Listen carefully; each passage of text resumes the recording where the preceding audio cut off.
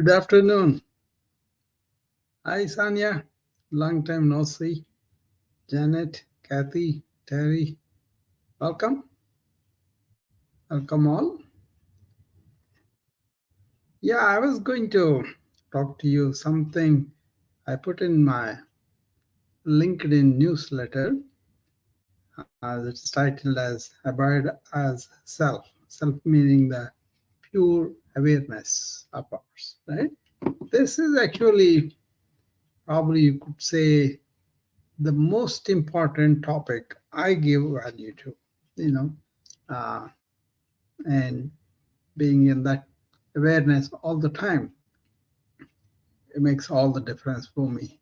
You know, peaceful, no real swaying of the mind, and just stay in that presence. Okay, so I would invite you all to read that article that I put in, and I have indicated certain ways you could be alert to how to be in that awareness, right? So, see, it all starts with uh, what is a asana? What is a real asana? You know, um, like I tell you in the morning routine that we do, it's more like a sthira sukham asana, comfortable, stable posture, right? And now that's for the body and the mind to stay in the present moment. But real asana is your mind, but your inner true awareness, really being established in that and being aware all the time. That is the real asana, as per age old wise people, uh, ancient people. And one person that I really wanted to follow and understand was Ramana Maharshi. And he did say that because what is the body and the mind, they're all temporary, uh, but we should be always stationed in that real awareness, which is our inner self. And that's really the permanent, enduring, eternal thing. So always be in that permanent awareness, right? Uh, so, how do we start it? Mindful awareness and doing things with being in the present and all the deep breathings and all that. I enumerated a lot of things in that article. But here I come and tell you uh, what is just asana bodily and mind, what is it, why it is ordinary, why it is beyond these things, really identifying our inner awareness and really staying there. Because if you identify with the body and you have a lot of things that you identify with the body, you should be lean and mean and really beautiful, and all those body image problems are there. But as you mature, you give more value to the person within. And even if you see a beautiful actress or somebody, and outward they may be beautiful, but if they talk harshly with you, or if they really put you down and really show that they have no appreciation for another human being, then immediately you say, oh, these people are not as beautiful as they were from the distance, right? Like that, body image, body color, all the discrimination, they are not really permanent, right? So once you mature, your perspective really grows. You say, I have a body, but I don't have to identify with it.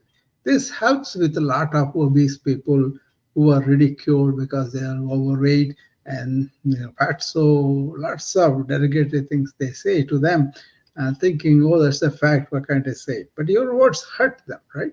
So that's why identifying what is temporary, which is body, is really not wise. How about the mind and the thinking, the ego, the personality, and all that? That's also something you are missing, something inner and everlasting, eternal. Uh, that's not the thoughts, because thoughts you see from morning till evening, there are so many changes, right?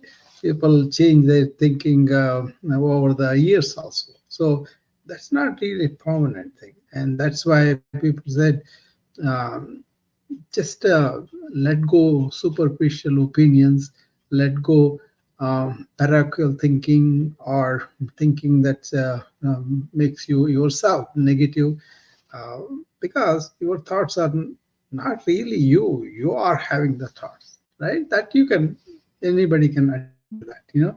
I sit and I'm having thoughts. That means you are separate from the thoughts. Only thing is, we identify with those thoughts and then say, "Oh, I'm so so. I have these opinions, these conclusions, these leanings, and all that divides people. That also makes people really get hurt, because somebody comes and says something. What is it that is getting hurt? Your ego. Where did the ego come from? That kind of thing. Um, so in the morning routine, I usually say people, I'm not this body, I'm not this mind. Meaning what? I'm not identifying with this body, with its various problems and all that, but also I'm not identifying with the mind-made problems too. Okay, one of the biggest things about mind is it creates the shadow of ego, and then we identify with that, and we miss the real inner, serene, peaceful self, right? So there is a lot of wellness component in this. There's a lot of peace and happiness in this. So it's not like a just somebody's philosophy, or just somebody's theory, or anything like that. If we really look at it, we can see that practically also. Okay. Only thing is, we are so mired with our own thinking, so much caught up with that. That's why we don't see that, right? So that's why I put that article, because this is something I value very much. But the path that led for me to the abiding the self was really understanding there are ancient philosophies. One of the philosophies is called Advaita Vedanta, right? Uh, See, they had these Vedas as the ultimate knowledge at one time, and that the cream of the crop of that Vedas is called Vedanta. Anta means not ending, but at the end of all Vedas, what was the like a you know real essence of real butter, like you see, you have uh, the milk, and you from the milk you get the butter right after churning. So when you churn the real life, inner life, for a long time, then you end up in this Vedanta, and there are several types of Vedanta too. There is a Dvaita, Advaita, Vishishta Advaita, like that, but the one Advaita, it says, hey, we are all really essentially one energy. We are all in that one awareness. That is, in that we manifest all our life and the world and everything. So once you have understood that, not just understanding, but really realizing the fact of it, that's important. Okay, not information, but really understanding and realizing that energy, that you are that, then all our avocations with the body, our attachments, or all they fall. All our conclusions about our mind being ours, our thoughts being us, and all that will drop too. Thereby, you really end up in very energetic, serene entity that is eternal. So you lose the fear of death also. And when you are living really in the present all the time. You don't have to make an effort. Only thing you have to make sure is you are not slipping back into your own mindset or whatever, right? I will tell you a story that really impressed me. Probably I might have told so many, well, maybe people like Sanya, who had discussed with me so many things, right? Because being in my wellness club and all that, she might have heard this. But I'll repeat that anyway. So there was this very respected, very wise gentleman called J. Krishnamurti, Jiddu Krishnamurti. Okay, he is known as a world teacher. He is known as an educator. He doesn't belong to any religion, any country, or any particular institution, anything like that. Actually, he gave away when people built a big organization around him, millions of dollars worth of it. He gave it away because he thought this is all wrong. This is not the way. Everybody has to follow their own path. No institution can lead to that. That was the kind of thing. Anyway, he was any real intricate, real big deal about the life, any existential questions the people have, they were going to him and asking him. And there is this Buddhist monk. Their tradition is they just study, meditate, and do service. And also, when they really need food, they just go and beg it, and then they go there. Bhavati Bhikshan Dehi. That's the word they say. Then they say the people, the householders give some food for them, but then the householders don't give them with an attitude. They give food to these monks because they are very learned people, and that their job is to help people to overcome sorrow and get the real joy and all that, right? So they do a very noble work. They don't do anything to accumulate for themselves or nothing. So they're very compassionate kind of people too. So when they visit your house, it's an honor for you to give them food. Okay, people view like that. It's not begging like in we do in the West here. It's more like uh, giving a lot of wisdom for them, but not expecting people to give food. But then when they are hungry, they go and they go to one house maybe, and then one house gives them enough food, and then they go home and then eat that, and that's it. And then they spend all their time in the energy of being in touch with that force, you call it God or whatever, and also that kind of important understanding, right? So people who don't understand life, they go to these people. So such one of those monks wanted to visit Krishnamurti because he had a burning existential question that he wanted to ask him and find the answer from him. Because Krishnamurti known to indulge in such deep existential questions. So this man doesn't have any money. Obviously, he doesn't make any money. He has given up all the worldly pursuits and all.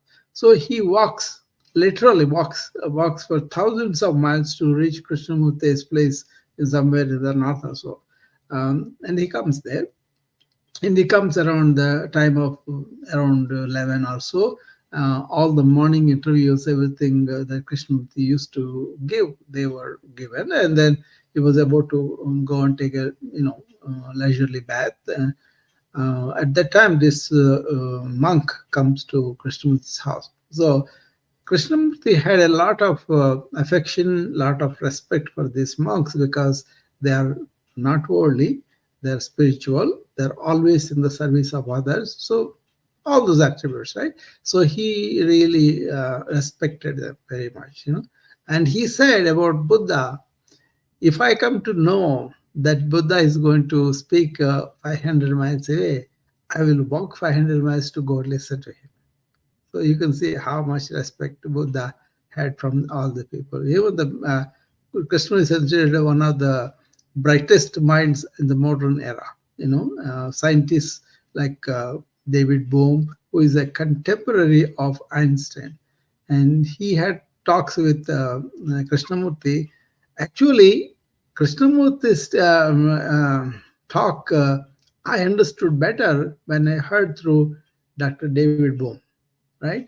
Anyway, so he was very much, very respectful to the Buddhist monks. Krishnamurti was. So this particular gentleman, the monk that came to him walking several thousands of miles, he says, "Sir, I want to ask a question. That's why I came to you." You know, I said, "Yes, sir. Yeah, I'm here to really engage with you. I'm going to answer that question." Then Krishna says, "But before I answer your specific question, I want to look at this that way. Who is it that is asking the question? Who wants answers? What is that mind? Is that mind you, or you are beyond that?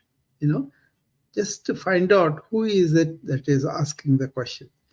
And the monk reflected on that. Well, yeah, who is it that coming up answering? That's also a thought, right? It's not really my inner energy.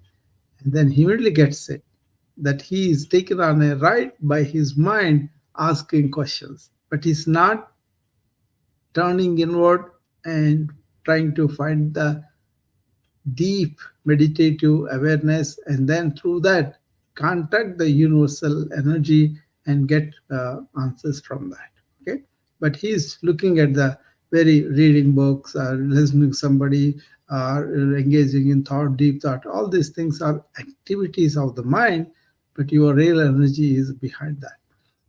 So he really gets it, the mark, and he says, "Oh yeah, very nice, sir. I could see my mind is silent now when I ask the question, who is it that is asking? And I can see that everything is quiet and calm and serene. So I don't have to ask you. I found that serene inner peace myself. So thank you for leading me that way, and I will go." The monk says, "I found the answer, I'm going to go." He doesn't want to ask his original inquisitive question that he had. Okay. Then see, the thing is, if it is a question that can be about some object outside of you, like how does the tractor work? How does the vaccine work? Something like that. Then that is science, right? That you can answer the question. But then an energy that is within you, how can you have a question outside of itself? You got to go into it and find out, right? And then also find out who is it that is asking the question, right? So he said, my mind is quiet and completely serene, so I got the what I need to. Then I'm going to go away. And then customer says, "Oh, no, no, sir, you traveled so long, you came here, just sit down for a while and have some, hospitality from our place and eat and drink something and then go." So this monk sits down for a while, and then suddenly he brings up another question. He says, "Oh, that's all okay, sir, but how to maintain that state? How to really, um, you know, keep that serenity all the time?" Then Krishnamurti laughs at it and says, "See, you were quiet, and when you are away from that questioning mind, that superficial mind, and then you are very happy in your own awareness. You abided in yourself. But now you have gone back to the same mind that wanted to question and all that. So that's why you are having this question of how. It's not a question of how, but it is you, and you stay with that being, right? It's not that energy, serenity, peace, and calm is not out there somewhere. It is in you, but you are not touching that, staying in that, but you are activating your superficial mind, right? The moment the monk sees that, and they say, "Yeah, yes, sir, I have gone back to the old mind," right? So now I don't have to. I will be in my own awareness of whatever I do. And in that awareness, I have all the answers if only I look for them. And this is a very clear in ancient wisdom where your inner self is always there. but only we cloud it with our own egoic mind. So recognize that and drop the egoic mind, and then immediately you will be in your real inner self, right? Once the monk sees that and his mind stops, the mind that's making all these questions and all that, it stops. And then he is already, that energy is there. He did not invent it, he did not create it, but he just kind of wield it. That's how the Sanskrit describes it, like a avarana. Avarana means like a cloth covering the real sun. It is there, like a sun is clouded by the clouds, right? And then if the clouds go away, the sun is naturally giving this light. Like that, our inner awareness, pure awareness is like that. Okay, because we are always in this rigmarole of mind, thoughts, ego, personality, and all that, we are never able to. You can be like that if you want to. It's not a crime or anything. But then there are problems with that, right? You are not able to realize your own inner serenity, inner peace and happiness, because you are clouding it over, right? So that kind of uh, discussion happened with them, and then that monk was satisfied, and he uh, left the place completely, identifying with himself as the awareness. He abided in his awareness. It is not practice, it is just the intuitive grasp. You have to really allow it to happen, and then you are there in that awareness all the time. Okay, so that's what I wrote in that article about. There are certain things that you could do on the daily basis that will help you to really arrive that by yourself. But if you are so steeped in your mechanical thinking, logistic thinking, or thinking that I am really reasonable, I am logical because I know, yeah, you could do that. But the question is, will you ever have that relief from chatter? Will you ever have that peace, serenity that you will feel when you abide in your real asana, which is your inner pure awareness? So I thought I will write that article. I wrote it, but I'm happy I discussed this here. So you can go and read that in my LinkedIn. My LinkedIn thing is Rao Kulis. Put it there. My LinkedIn articles will come, and read that if you are interested. And this is not something that you know by your mind. It is something you have to grasp with your intuition already in there. Okay. If you want to think and arrive at a conclusion and all that, you'll always be in that mind that is doing that, right? But once you are beyond that mind in awareness, because your mind's thoughts, everything are witnessed by your awareness, right? In yoga, you come and stay in that awareness beyond thought. But if you want to arrive with the thought, you will never get it. Okay, so real yoga is where you realize that you are that pure awareness. Your awareness is part of that, and without that awareness, you don't have any use for the body and the mind. You cannot even enjoy anything unless you are aware and attentive, right? So you can have your own theories with your mind. That's up to you.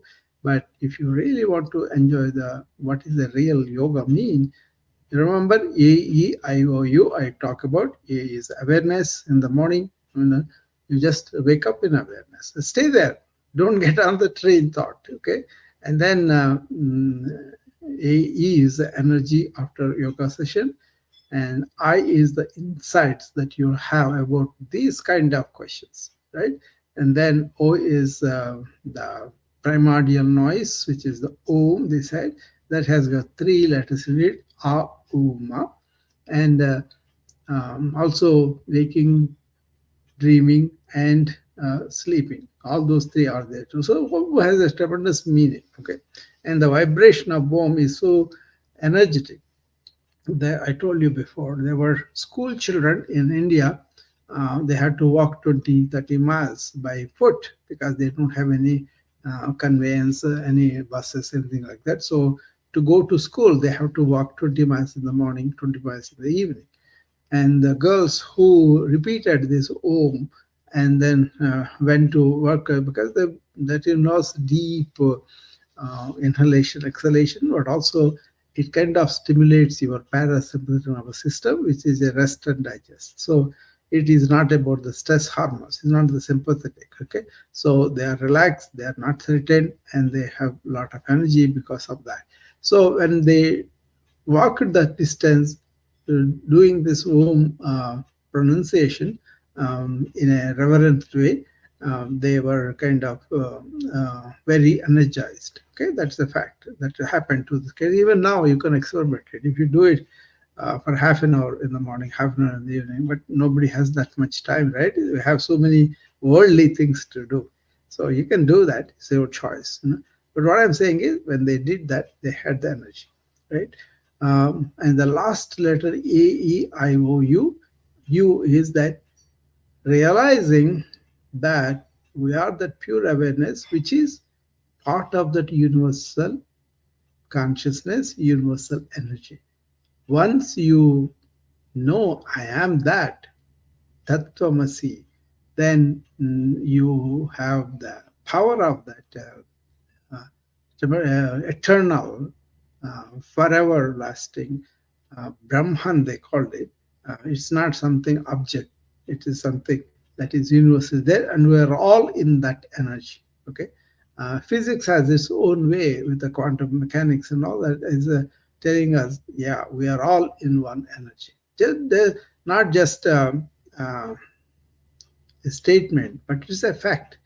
To realize that, you got to shed all your individual identification to name and fame and whatever. Okay, so that clouds up, and you will never be able to realize that's already there. That energy is already there in each one of us, but we may say so many theories, but if you come to fundamental realization, that's not there because you let your mind and body dominate you as identities, right? So real yoga is realizing that energy and staying in that, withstanding the vicissitude of the mind. Okay, just because you're clever, you're colloquial, and you're articulate, still becomes the talk, still becomes the noise, still becomes the thought noise. But once you understand, automatically you taste the eternal, you taste the enduring pure awareness, and then once you have tasted that, your mind becomes very silent. Okay. So read that article and let me know if you like it, or if you have any comments or anything that you want to tell me about it. You're also very good. Okay. So anybody wants to come up and say anything? You're Peter there. Peter, Cecilia, Sonia, any of you guys, Hakeem. I haven't seen Hakeem lately. Janet. So many people are here. Thank you for being here. And yeah, this article, as I told you, this topic is the probably highest for me also. So there was a movie made on this same title, Abide as the Self. It is on Ramana Maharshi. It is narrated by our Das, some Das is, and he's a very, very American Harvard professor, got involved in drugs, and then he had to go to India. He was actually removed from the Harvard University, I think banned or something, but he went there and he discovered the spirituality there, and he narrated that movie too. So take a look at it. It's on the YouTube. Abide as the Self. Okay, Ramana Maharshi. He starts the tape by saying, whatever is temporary, you don't want to be in that, or whatever is permanent, you want to really be in that. Okay, so that kind of thing. You see? Okay. Robert coming up.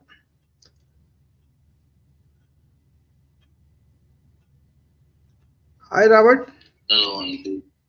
How are you? Hello and good evening, Dr. Brown. Yeah. How's it been? It's been a while. Yeah, I'm fine. Tell me, how are you? Well, everything going smoothly. Mm, Been a tough year so far, so okay. but God's been keeping us, Mm, you know, still coming out strong. yeah. About despite whatever's happening, Mm, yeah, we're still God's still right. keeping us stronger and fit. Okay. Mm, Cause I believe in this same day, couple stuff uh-huh. happened by second. Mm. So how are you? What's going on? Well, I'm the same. I'm having a good time. Uh, I'm always in the present moment, in the awareness, and then I use thought consciously. So I'm peaceful and serene and joyful too. Yeah. Outward things don't bother me. That's a good thing. So uh, I do attend to them, but my mind doesn't waver. Yes. Uh-huh. Mm. I pay attention completely to everything because I'm not bothered by my mind saying that and this. Okay. Okay, I think I'm just getting it. I think I'm just getting the message. Yeah. It says abide as self. About myself. Yeah. Abide, abide as in yourself. Mm. Abide as self. Not the Right? selfish self. It's the self is more like the beyond what is there beyond our body and mind. Yeah, that's talking about a Mm. being. Yeah. That's Being. Yeah, being. exactly. Being. Right. Yeah. Being. Of course. Yeah. You see, we are all doing in the modern era, but from doing to being is something what I'm talking about. Yeah. Yeah. I mean, you don't have to rush it, but just understand that and then uh, keep that in mind. And then, even if you are spiritual life and all that, you may be just identified with your inner, uh, self is very difficult. Lot of people. So, So of course, doctor. I do get what you say, yeah, and you're absolutely correct. yeah. I wrote an article on this, Robert, this afternoon. That's what I'm presenting here. I didn't present the articles, all the thing, but I want people to read for themselves. And then if they want to talk to me, then I'll engage them on the article. But I was telling you the essence of what that article is. On LinkedIn, I put articles on the LinkedIn quite often. Yeah. Yeah. So what does he say? Yeah, that says about this what is the self, what is the real asana in yoga, and how you can end up in your awareness. And from there, you could understand this much better. So, article is quite lengthy. I didn't want to read that article to people, but I wanted them to go and look at it. But I'm telling about the Yeah. article, yeah, subject and all that. But I don't mind because we got a couple minutes on the phone, and I think you can just share or talk about. Yeah. That's fine. Okay. Yeah. Read that article, Robert, and then we'll talk definitely. Yeah. All right. Okay. All right. See you. Thank you for coming up. Okay. Okay. Okay. So, anybody else wants to come and talk on anything? I'll be happy to engage you. I don't want to trigger you. I don't do anything like that, but I'm happy to engage you. Sunday afternoon, so I was plenty of time for me. So that article was very important for me. That's why I wrote it, and then I thought I will present that here. Because many people are in the vicissitude of the body and the mind. And unfortunately, they are our tools. Once you establish yourself beyond that, beyond the thought, beyond body, and in your own inner self, that is the essence, that is the awareness, then you have a completely different quality life. I don't want to entice you with anything, but that's a fact. Okay, so this in the spirituality also, people will not arrive to this right away. It takes some years, but that's okay. Everybody has their journey, But what we understand, we can present, doesn't mean we are expecting everybody to be like that. It's up to their journey. Okay, but it's like I told you the story between J. Krishnamurti and that monk. Those kind of things illustrate how people who are engaged in this spiritual study, spiritual inquiry into themselves, they are not reading books, they are not reading outward things or listening to people. They may, but then eventually they got to turn their own mind inward, silent, and then out of that inquiry, what happens is you realize the fundamental truths of life by yourself. That's the correct way to go about it. So instead of thinking together, reading things, and doing a lot of self-help books and all that, I think it's more important to turn inward by ourselves and then find out what is it that is asking all these questions. That's what Krishnamurti asked, right? Ramana Maharshi also said that.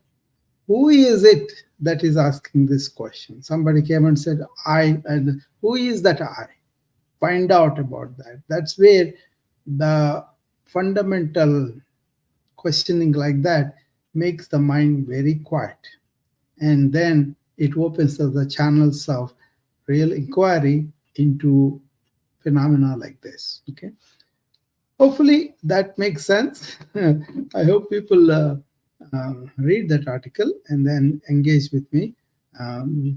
Otherwise, it's like me telling you all. That's not the thing. You got to think about it, inquire about it, and find out the truth by yourself, within yourself. Okay, that's what I'm really I want to do, to invite you to get into that real deep inquiry about existential issues. What is self? What is this awareness? What is this real posture in yoga? Why they give it so much important? People think, oh, I'll keep my body healthy, and that's what I'm all about. And then they will never be able to go to the depths that yoga will take you, or the spiritual inquiry can take you. Okay. So have a good time, and I will see you again, and then I will answer questions or DMs if you choose to communicate with me. Thank you. Bye-bye.